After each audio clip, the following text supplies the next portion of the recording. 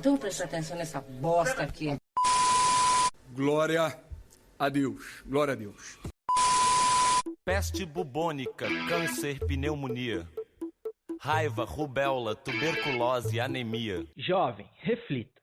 Se você não pegou coronavírus no carnaval, não vai ser por falta de álcool gel no restaurante aquilo que você vai ficar doente. Começa agora o 13º episódio de... Futeversivo!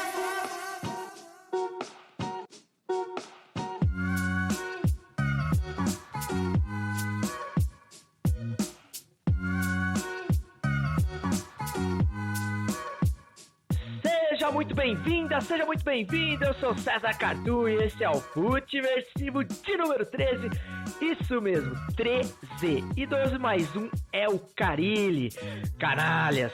Futeversivo, aliás, que tá de volta ao seu feed de podcast, seu tocador de podcast preferido e o Deezer também, por que não? É depois de uma pausa aí necessária para corres assaz pertinentes na Terra da Garoa mais uma vez, de onde eu voltei com mais uma eliminação de mata-mata na mala, além de uma porrada de sonhos para realizar e a saudade da morena, certo? Falando em São Paulo, gostaria de desejar ao meu brother @LeoSui, o Havaiano da Moca, meu parceiro de F4L, sim, meus amigos. Serei um dos novos integrantes do F4L na volta triunfal do canal em 2020, aguarde aí maiores novidades.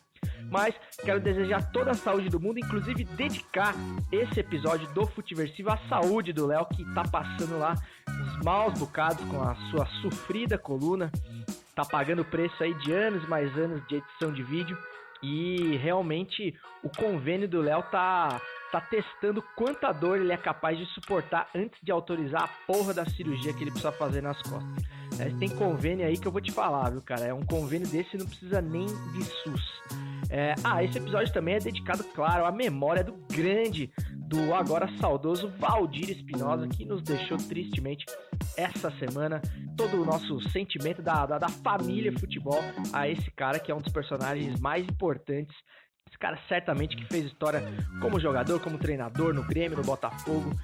Realmente é um personagem que fará falta no futebol da terra Brasil, certo? Outro salve também vai para um grande, literalmente, Bruno Brandespin, rapaz, do marketing da Arena Corinthians, que, pasmem, é um dos raros ouvintes do Futeversivo. Ele falou comigo nessa minha passagem lá em São Paulo, ele viu que eu tava ali pela Arena, frequentando os jogos, levando o meu pé quente contestado à Arena Corinthians em algumas jornadas, e a gente acabou se falando lá, cara, se conhecendo antes de um dos jogos.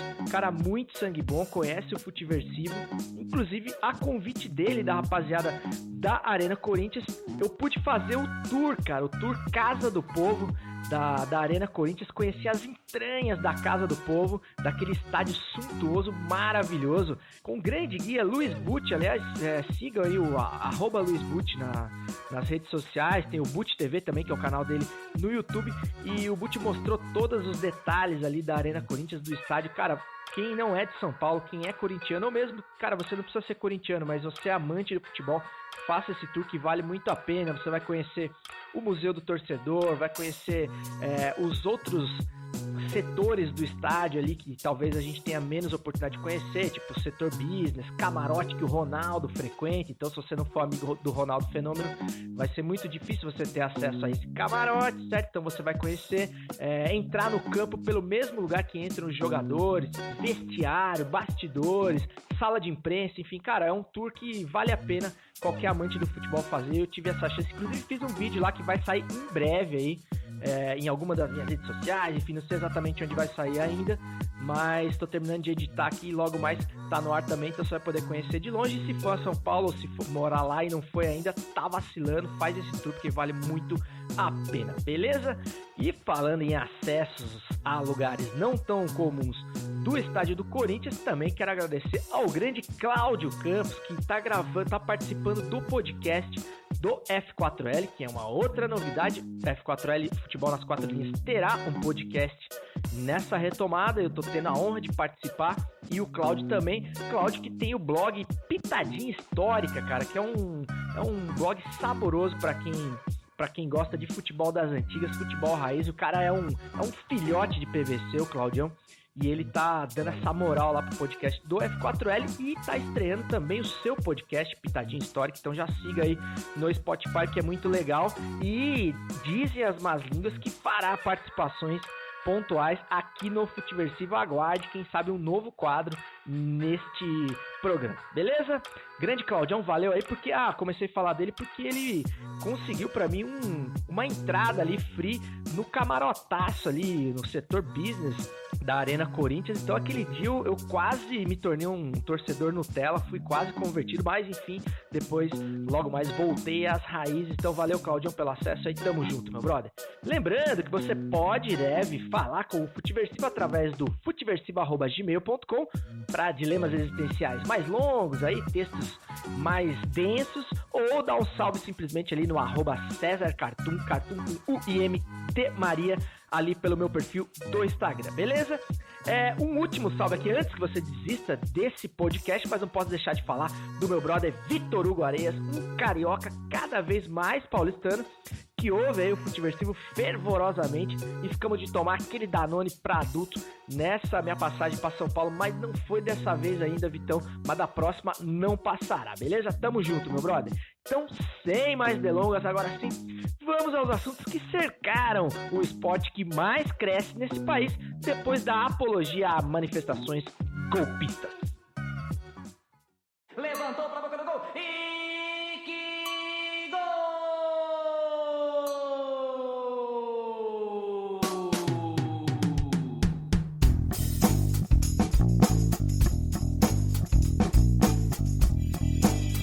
Eu vou com você nessa, garotão! Que saudade que eu já tava dessa narração épica do maior de todos, Osmar Santos, é claro, falo dele. E é com ela que eu começo falando do acontecimento mais legal no futebol essa semana, menos pra torcida do Galo, não é mesmo? Que foi a vitória do todo-poderoso Afogados de Ingazeira Futebol Clube, portentoso scratch da compacta cidade de Afogados de Ingazeira, na microrregião do Pajeú, em Pernambuco, sobre o Atlético Mineiro de BH, né? Provando mais uma vez, jovem mancebo, que a história, a tradição, a camisa vão só até a linha que cerca o campo de jogo. Dali pra dentro, meu filho, os humilhados podem ser exaltados e vice-versa. E foi o que aconteceu com o Afogados, cara, que já fez história nessa Copa do Brasil com apenas 7 anos de vida, se eu não me engano, seu time, e eliminou aí um dos maiores clubes do Brasil, né? Aliás, a zica que tem tomado conta dos times mineiros não é mole, não. Destaque aí pro goleirão do Afogados, que jogou de boné à noite, né? Ao melhor estilo pelada de terça. Aliás, tem uma coisa que tira a credibilidade de qualquer pelada, mais do que jogar de boné, é aquele cara que vai de bermuda florida, sabe? Bermuda de surf pra jogar, ou também de tênis de skate. Aliás, evite ser esse cara ao máximo, porque você realmente tira todo o respeito que uma pelada pode ter. Mas, de qualquer forma, parabéns aí ao Afogados de Pernambuco. E mais parabéns ainda para o Atlético Mineiro, né, que já conseguiu ser eliminado da Copa do Brasil e da Sul-Americana, e nós não estamos nem em março ainda. Que fase do Galo, hein? Bom, outro acontecimento que não é tão relevante assim é mais um título do Flamengo, né? O Flamengo ganhou a Recopa essa semana, o torneio de um jogo só, mas aliás já tá perdendo a graça, né? Acho que o Flamengo deveria se tornar um time café com leite aqui no Brasil, uma espécie de Globetrotters, assim, alguma coisa do tipo. E realmente tá perdendo a graça, né? Sobretudo pra quem torce contra, não é mesmo? Mas assim, falando sério, cara, alguma coisa a gente tem que tirar de lição, né? Você pega o Flamengo recém-voltado de férias aí, com a ressaca de todos os títulos e comemorações merecidas do rubro-negro no ano passado, e os caras já estão num nível de intensidade física, de competitividade, que realmente destoa muito dos meros mortais que se tornaram os outros times no Brasil, né? Alguma coisa a gente precisa tirar disso e tentar aprender com o exemplo aí do Portuga e da rapaziada do Flamengo, né? Porque realmente o rubro-negro do Rio de Janeiro, por mais que me doa falar, tá sobrando. E falando em time que não está sobrando de coisas chatas, tenho que relatar aí os acontecimentos acerca do meu Corinthians, sobretudo no período que estive em São Paulo, acumulando aí a injusta fama de pé frio, né? Acabei perdendo um jogo do Campeonato Paulista, esse que o Claudião me deu o ingresso, contra a toda poderosa Inter de Limeira, um jogo que o Corinthians jogou com time misto, aquela coisa toda, se preparando para o mata-mata que viria na sequência, e acabei ganhando o outro jogo em loco dentro do estádio, contra o Guarani, né? O indigesto Guarani do Paraguai, mas por conta da regra do gol fora, acabei vendo o meu Corinthians desclassificado mais uma vez, de mais uma pré-Libertadores, e realmente a ressaca foi grande, a dor de cabeça foi longa, somada às cervejas que eu tomei logo após o evento, mas o fato é que o Corinthians, pelo menos o que eu posso relatar, é que o Corinthians jogou muito bem no primeiro tempo, saiu com 2 gols, parecia realmente que a festa na favela iria acontecer inevitavelmente, mas com o segundo tempo veio o gol do Guarani numa falta mandrake do juizão, que nem me lembro o nome agora, mas é aquele que apitou a final da Copa Argentina e que errou na final da Copa e que não deveria estar apitando o jogo do Corinthians, mas enfim, saiu o gol do Guarani no início do segundo tempo, e o Corinthians não conseguiu fazer mais um gol, pressionou, mas realmente perdeu a vaga para o Guarani dentro de casa. E é sobre essa regra do gol fora que eu gostaria de falar, não só por conta do meu time ter sido desclassificado, mas realmente por entender que essa regra é uma regra muito injusta, cara. Até o ano passado eu falava disso, que ainda não tinha uma opinião formada sobre o tema, mas realmente depois desse acontecimento e até do jogo do Fortaleza contra o Independente, que também acabou sendo desclassificado com 2 resultados iguais praticamente, me leva a crer que tem algumas incoerências nessa regra do gol fora que tornam o resultado sim muito injusto na maioria dos casos, né? É impossível você acreditar a geografia em que o gol foi feito, o seu valor, né? O gol valer mais porque ele foi feito em determinado campo de jogo, né? Realmente não faz tanto sentido. Se as 2 vitórias tiveram o mesmo saldo de gols, né? Na diferença, talvez a gente pudesse rever isso daí, porque do ponto de vista da dinâmica também, existem algumas situações em que a coisa fica injusta mesmo. Eu peguei até um fio, como se diz agora, no Twitter, né, que é a forma que as pessoas têm de usar mais de 240 caracteres para externar uma ideia mais longa, do nosso querido André Henning. O grande André Henning, jornalista que admiro demais pelas suas opiniões e até pela sua história, e filho do grande irmão Henning. Siga ele lá no Twitter se você não segue ainda, o @André Henning com 2 N's e G mudo no final. Tenho sérias ressalvas quanto ao André como narrador, né? O tom de voz do André realmente não é o ideal para a narração, mas como jornalista gosto demais dele, e vou até relatar o que ele disse aqui no Twitter sobre a regra do gol qualificado ou do gol fora, né? Situação 1, 2 pontos, diz o André. Um time traz um empate de 0-0 fora de casa. Ele faz um ponto fora. Aí vai jogar no seu estádio e faz um gol. Sabe o que acontece com ele? Ele perdeu o direito de empatar o jogo. Se empatar, será eliminado. Pra mim, é uma maluquice, concordo com ele. Situação 2. Aconteceu hoje entre Fortaleza e Independente, né? Ele cita aqui. O time venceu por 1-0 em casa. Está perdendo de 1-0 fora. Ele precisa de um gol para se classificar, certo? Aí ele toma 2-0. Ele continua precisando de um gol para se classificar. Ele tomou um gol e não mudou em nada a vida dele. Não entendo. E completa aqui citando o fato de o gol fora continuar valendo como qualificado nas prorrogações, do fato da gente ter torneios que afinal o gol qualificado não vale, que é uma mudança completamente esdrúxula no meio da mesma competição. Então, ou seja, é uma regra que realmente causa muita polêmica, e depois de sentir na pele os efeitos de ter uma grande vitória sobre o adversário pelo mesmo número de gols do primeiro jogo fora de casa, ver o meu time desclassificado. Então nada como sentir na pele para entender um pouco melhor as coisas, né? Mas falo mais uma vez, não advogo apenas em causa própria, mas talvez não seja o critério de desempate mais justo, mas é aquela coisa, né? Se você não quer sofrer vendo futebol, vai assistir campeonato de frescobol que não tem vencedor, né? Se você quer ter um time de futebol, quer ir no estádio, quer torcer por ele, saiba que a decepção vai vir, e geralmente vem mais do que as vitórias, né? Porque a gente acaba perdendo muito mais do que ganhando o campeonato. E o futebol é assim, e é por isso que ele é tão legal também quando a gente ganha. Bom, e ainda sobre Corinthians, né? O Corinthians, a exemplo do Galo de Belo Horizonte, começa muito mal, obrigado, a temporada de 2020, né? Eliminado precocemente da Libertadores, da pré-Libertadores, né? Não chegamos nem à fase de grupo.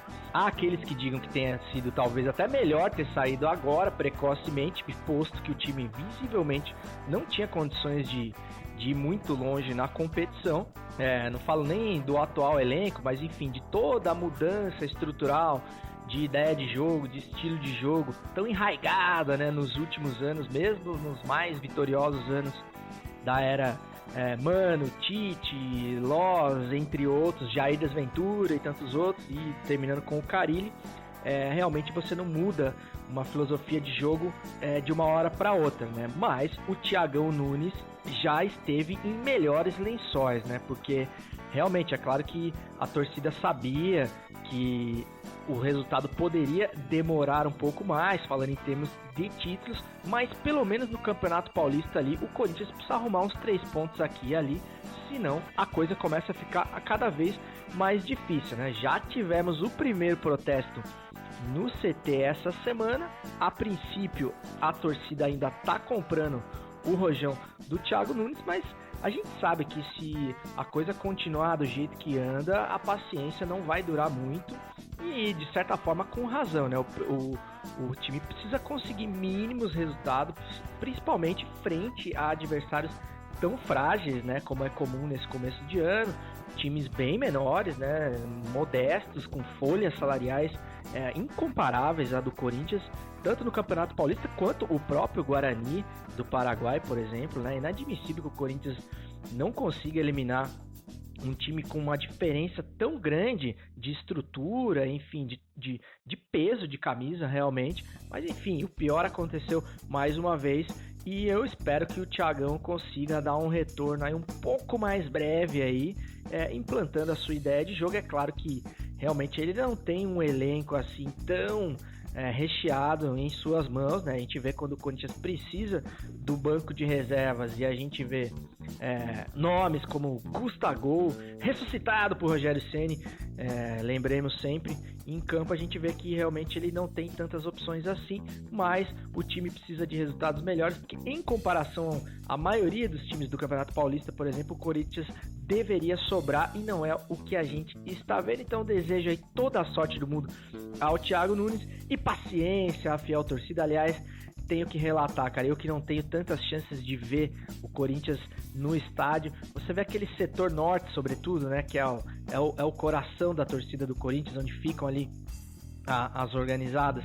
Realmente a galera apoia do começo ao fim do jogo, não para de cantar um minuto. O momento em que a torcida mais canta é quando o time toma o gol, então realmente o time não pode reclamar do apoio da torcida. A torcida tá lá e sempre estará do primeiro ao 90º minuto, só que depois realmente a cobrança vem, porque a torcida tem esse direito, né? A torcida que se doa tanto, que entrega tanto, que vai tanto junto com o time a qualquer lugar que o Corinthians for, realmente cobra o preço de todo esse apoio. E o Thiagão tá entendendo que o buraco é bem mais embaixo quando você sai de uma realidade Atlético Paranaense para os lados de Itaquera, na nossa queridíssima Zona Leste, que tanto frequentei nessa minha última passagem por São Paulo. Mas vamos ao quadro desse podcast que celebra o 7-1 moral que vivemos em nós, a vergonha alheia tatuada no nosso ser, porque quando você menos espera, tem sempre mais um...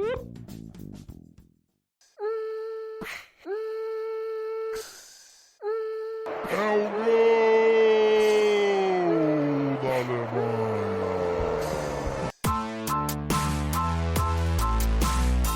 Arnaldo Antunes, Nando Reis e Titãs se manifestam contra Olavo de Carvalho por uso de o pulso. Canção de 89 foi usada em vídeo de convocação para um ato a favor do governo postado em rede social do escritor. Vou ler um pedacinho da matéria aqui, depois da manchete do nosso querido repórter GPS, antes de comentar mais esse gol da Alemanha. Os cantores Arnaldo Antunes e Nando Reis, da banda Titãs, se manifestaram em redes sociais contra o uso da música O Pulso, pelo escritor Olavo de Carvalho, apontado como guru do governo Jair Bolsonaro. Olavo utilizou a canção em uma postagem de convocação para um ato a favor do governo marcado para o dia 15 de março. Cara, pleno carnaval, né, cara? O seu coitado Arnaldo Antunes teve que parar tudo que ele tava fazendo pra fazer um vídeo aí, se posicionar, pedir pra que esse senhor, que é o guru intelectual do governo, o guru intelectual da nova era como um todo, né?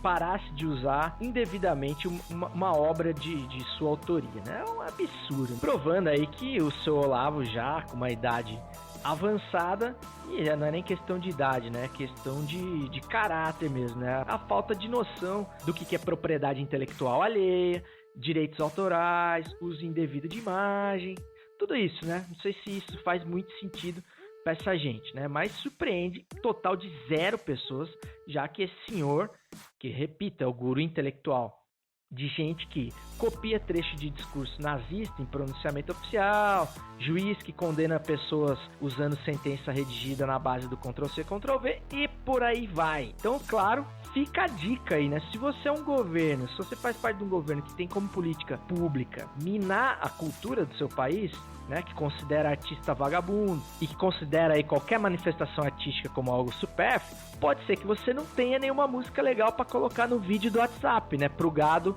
compartilhar quando a batata da sua popularidade estiver assando. Então, quem sabe seja bom não negligenciar tanto esse lado da cultura, porque vai ficar cada vez mais difícil arrumar uma música para colocar nas peças publicitárias do governo. Mas, quem sabe agora com a viúva porcina à frente da Secretaria de Cultura, né? Aliás, a Regina Duarte, que também já interpretou Chiquinha Gonzaga, essa sim uma grande compositora, vai tudo melhorar, não é mesmo? Quem sabe tenhamos aí a tão aguardada cultura heróica e sei lá mais o que neste país. Eu vou te falar, é de cair o cu da bunda, viu? Oremos!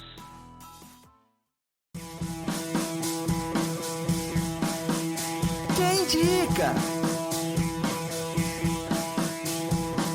E falando em cultura das boas, chegou Quem Indica quadro que tem a pachorra, que tem a audácia de te indicar um conteúdo, seja em filme, em série, livro, ou mesmo podcast, canal de YouTube, enfim, qualquer tipo de conteúdo que possa, de repente, ser uma novidade aí pra você, que você possa vir a consumir e gostar ou deixar de gostar, e a gente poder discutir sobre isso e enriquecer culturalmente este seu repertório, não é mesmo? Assim como me enriqueceu demais, aliás, foi um dos filmes mais lindos que eu vi nos últimos tempos, que é o Jojo Rabbit.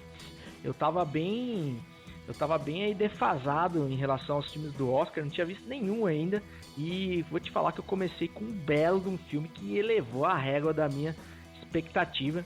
O Jojo Rabbit é um filme de 2020, do diretor neozelandês Taika Waititi, ou Waititi, não sei como é que se lê, e foi indicado aí ao prêmio de melhor filme, né? Não ganhou, quem ganhou foi o Parasita, que eu preciso ver ainda, não vi, mas ganhou o Oscar de melhor roteiro adaptado. E tem a nossa queridíssima Scarlett Johansson, que fez a mãe do personagem principal do filme, que é um menino que é do exército mirim nazista. É um filme que se passa na Segunda Guerra Mundial, tem uma fotografia maravilhosa. Eu tô com medo de falar aqui e ficar dando spoiler, mas enfim, o fato é, a história do filme é mais ou menos assim. O menino, ele tem um amigo imaginário, que é o Adolf Hitler, que é interpretado inclusive pelo o Taika, né, o diretor do filme.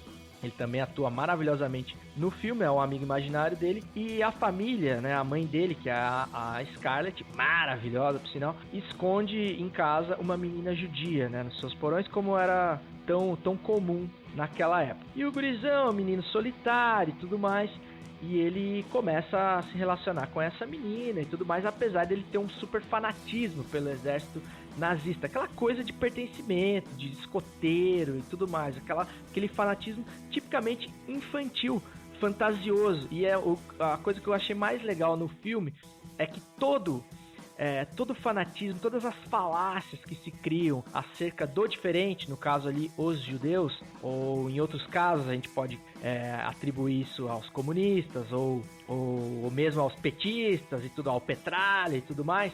Você vê como que chega a um fanatismo completamente infantil, fantasioso, típico da criança, né? Que se fosse apenas uma fantasia infantil não teria problema algum, mas esse filme expõe o ridículo que é você pensar certas coisas esdrúxulas, né? Absurdas, completamente distorcidas, aumentadas acerca do seu diferente, levando, é claro, às consequências nefastas que o nazismo, o fascismo e outros regimes levaram e querem voltar a levar, não é mesmo? Então, cara, uma dica sensacional, assista esse filme, está nos cinemas, tem uma fotografia maravilhosa, estética do filme, os diálogos, é um filme triste, engraçadíssimo ao mesmo tempo. É realmente um filme que você não pode deixar de ver. Quer dizer, você pode, porque você pode fazer o que você bem entender, mas se você assistir, você não vai perder nada e vai me agradecer com certeza lá no futiversivo@gmail.com ou no @CésarCartoon, aliás, perfil do Instagram que você precisa seguir.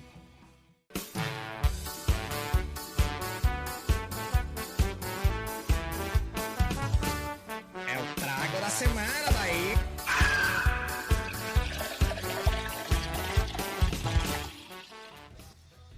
Trago da semana, o quadro desse programa que tem o compromisso de provar, de experienciar uma cerveja diferente a cada episódio. Cerveja essa que é responsável por hidratar a garganta e mente deste podcaster que vos fala. E essa semana eu venho com uma cervejinha aí das mais exóticas, certo? Uma cerveja que é trazida ao Brasil pela Cantu Importadora, uma cerveja tailandesa chamada Singa. Não sei se você já conhece, tem no Brasil desde 2016, mas eu tomei a versão importada, trazida pelas mãos da grande Aline Madeira, a Lelê, minha sogra querida, que lembrou da gente na sua última viagem internacional. Ela tá chiquérrima viajando o mundo e ela foi à Tailândia esse ano e trouxe essa cervejinha pra gente provar. Ficou um tempão lá na geladeira e tal, e nesse final de semana passado de carnaval a gente finalmente degustou a Singa. E assim, a Singa seria equivalente à Skol da Tailândia, certo? É uma cerveja que fez história lá como a primeira cerveja a cervejaria nacional da Tailândia e recebeu a maior honraria que uma organização pode ter no país, que foi o direito de levar seus produtos, levar nos seus produtos o brasão oficial da Tailândia. Daí com isso essa marca tem a permissão para representar a corte real da Tailândia mundo afora. Pouca moral, graças a Deus, né? Como cerveja, eu vou te falar, talvez não valha a pena você ir até a Tailândia só para provar essa cerveja. É uma cerveja boa, mas é uma cervejinha comum, bem leve, meio Skol Puro Malte. Esse tipo Skol Puro Malte é mais ou menos isso que você vai encontrar, talvez até mais leve ainda. Tem o IBU, que é aquela escala de amargor, como já aprendemos em outras jornadas, de 8, ou seja, a cerveja nada amarga, cerveja de coloração bem clarinha e tem 5% de teor alcoólico, que é o que importa, não é mesmo, rapaziada? Mas parece até menos, porque realmente é uma cerveja bem suave. Se você tomar ela depois de uma Heineken, por exemplo, você vai achar ela meio xoxa, vamos dizer assim. Mas é uma cerveja saborosa, uma cerveja honesta e tem todo o valor sentimental, que é a cervejinha trazida pela sogra do outro lado do mundo, não é mesmo? Então tomei com o maior prazer. Valeu, Lelê, pela moral. Então esse foi o trago dessa semana. Esqueci de falar que ela harmoniza aí com pizzas, petiscos e sushi, ou seja, comidas um pouco mais leves, né? Talvez não seja uma cerveja legal para você comer, pra você tomar com carne vermelha, por exemplo, mas vale a pena se você encontrar aí com a Singa Lager por aí, vale você dar uma chance, sobretudo agora nesse verão de meu Deus. O fantástico mundo de Carluxo. Quem conhece os segredos da imaginação não se perde, nem perde a razão.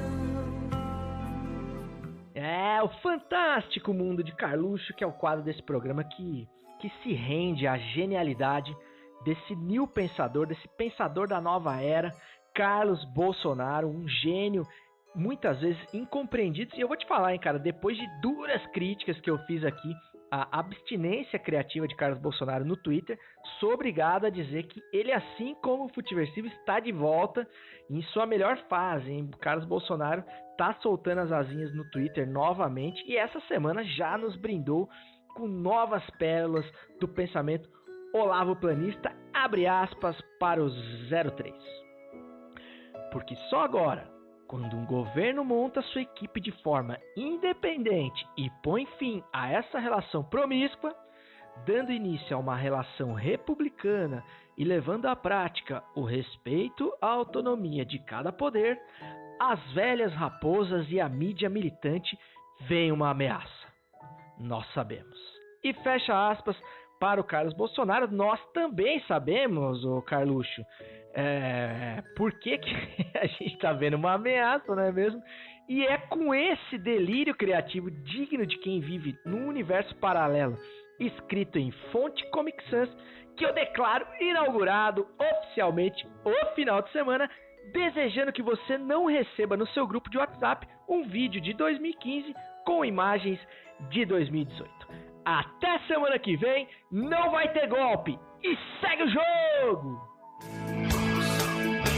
O pulso ainda pulsa.